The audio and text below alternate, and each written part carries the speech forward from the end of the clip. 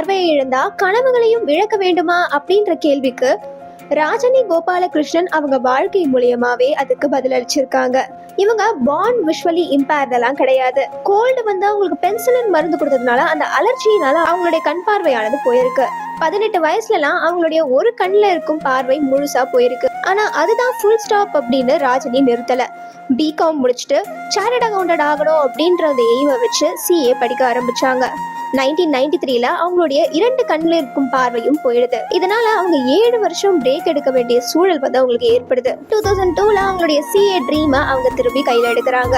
ஆனா பார்வை இல்லாம இதை எப்படி பண்ண முடியும்னு கேட்டீங்கன்னா, screen reader technology, scanned study material, அதுக்கப்புறம் ஸ்கிரைப்ஸ் இதெல்லாம் வச்சு அவங்க கஷ்டப்பட்டு அந்த சிஏ எக்ஸாமை முடிக்கிறாங்க. இந்தியாவுடைய first women visually impaired chartered அக்கவுண்டன்ட்டா ஆகுறாங்க. அவங்களுடைய போராட்டம் அங்கேயே நின்னுச்சா அப்படின்னு பாத்தீங்கன்னா இல்ல. சிஏ குவாலிஃபிகேஷன் ஆனதுக்கு அப்புறம் வேலை கிடைக்கிறது ஒரு பெரிய கஷ்டமா இருந்தது. ஏன்னா பார்வையற்றவர்களுக்கு நிறைய நிறுவனம் வேலை கொடுக்க முன் வரல. ரொம்பவே கஷ்டப்பட்டு 2003ஆம் ஆண்டு, அதாவது ஒரு வருஷ கேப்ல வந்துட்டு அவங்களுக்கு ஒரு வேலை கிடைக்குது.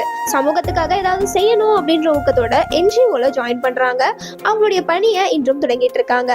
ராஜினியின் இந்த வாழ்க்கை கதையானது எங்கோ ஒரு இடத்துல ஸ்டக் ஆயிருக்கும் அந்த பர்சனுக்கான ஒரு கதையா இருக்கும் அப்படின்ட்டு நம்புறேன். இது தன்னம்பிக்கைக்காக அவளின் குரல்.